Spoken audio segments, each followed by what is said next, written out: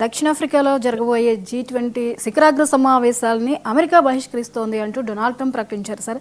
ఈ ప్రకటన వెనుక కారణం ఏమైండొచ్చు అంటే దేశంలో శ్వేత జాతీయుల మీద జరుగుతున్నటువంటి మారణ హోమం మీద ఆయన నిరాధారమైనటువంటి వాదనలు చేశారు అన్న వార్తను మనం చూస్తున్నాం.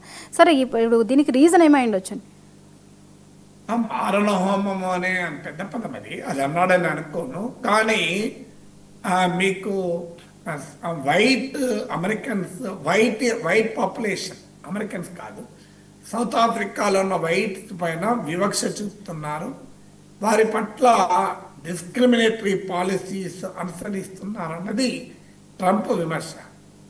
దానికి కారణం కూడా ఒకటే, మళ్ళీ ట్రంప్ అమెరికాలో ఉన్న వైట్ అమెరికన్ క్లాస్ అని make America great again actual నిర్వచనం ఏంటంటే మేక్ అమెరికా వైట్ అగైన్ అని నిర్వచనం. సో అమెరికన్ సొసైటీలో వైట్ అమెరికన్స్లో ఉండే అభద్రతా భావాన్ని ఎక్స్ప్లాయిట్ చేస్తూ ట్రంప్ రాజకీయం నడుపుతున్నాడు.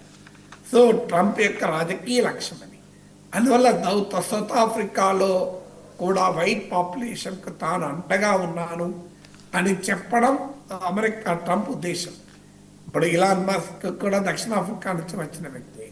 ఆడ ఇష్యూ ఏంటి అంటే చాలా కాలము సౌత్ ఆఫ్రికా జాతి ప్రజలు ఉండేటువంటి సౌత్ ఆఫ్రికాను అమెరికా యూరోప్ నుంచి ఇతర అమెరికా కాదు ఇతర యూరోప్ ప్రదేశాల నుంచి వచ్చినటువంటి మీకు వైట్స్ సెటిల్ అయ్యి దాన్ని కాలనీగా మార్చుకున్నారు, బ్రిటిష్ కాలనీగా.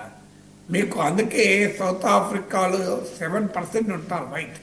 అండ్ నెల్సన్ మండేలా నాయకత్వంలో నల్లజాతి ప్రజల విముక్తి పోరాటం జరిగి అపార్థిడ్ జాతి వివక్షకు గుడ్ బై చెప్పి సౌత్ ఆఫ్రికా ఒక రకంగా విమోచన పొందినప్పటికీ కూడా వైట్ పాపులేషన్ అప్పటి వరకు సౌత్ ఆఫ్రికాలో ఉన్న వాళ్ళు అలాగే ఉండిపోయారు. ఎందుకంటే చాలా పెద్ద సెక్షన్, మన దగ్గర కూడా కొంతమంది ఆంగ్లో ఇండియన్స్ ఉండిపోయారు. వాళ్ళు చాలా తక్కువ, వాళ్ళు అరౌండ్ 7% ఆఫ్ ఆఫ్రికన్ పాపులేషన్ ఉంటారు. సో రీకన్సిలియేషన్లో భాగంగా వాళ్ళను అలాగే ఉండనిచ్చింది నల్లజాతీయుల ప్రభుత్వం కూడా. కానీ మెజారిటీ ల్యాండ్ ఈ 7% వైట్ సౌత్ ఆఫ్రికన్స్, వాళ్ళు కూడా సౌత్ ఆఫ్రికన్సే, వాళ్ళేమీ ఫస్ట్ జనరేషన్ కూడా కాదు, సెకండ్ థర్డ్ జనరేషన్. సో వాళ్ళ చేతుల్లో ల్యాండ్ ఉంది. ఇది అన్యాయం కదా అని సౌత్ ఆఫ్రికాలో ప్రభుత్వము ల్యాండ్ను రీడిస్ట్రిబ్యూట్ చేయాలి. మెజారిటీ బ్లాక్ పాపులేషన్కి ల్యాండ్ ఉండదు, కానీ మైనారిటీ వైట్ పాపులేషన్ చేతిలో మెజారిటీ ల్యాండ్ ఉండడం ఏంటి అని దీన్ని సంస్కరించే కార్యక్రమం మొదలుపెట్టారు. అంటే ఇది ట్రంప్కు నచ్చడం లేదు, ఇలాన్ మస్క్ నచ్చడం లేదు. దానికి కారణంగా చెప్పి సౌత్ ఆఫ్రికాలో జరుగుతున్న G20 సమావేశాన్ని మేము బహిష్కరిస్తామంటున్నాడు. G20 అని సౌత్ ఆఫ్రికా సొత్తు కాదు కదా, ఒక్కొక్క దేశంలో ఒక్కొక్కసారి జరుగుతూ ఉంటుంది.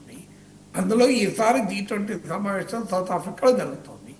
అంతే తప్ప సౌత్ ఆఫ్రికా G20కి పర్మనెంట్గా జిమ్మదారు కాదు, పర్మనెంట్గా నాయకత్వం వహించేది కాదు. G20 is a group of 20 countries, 19 nations and 1 European union.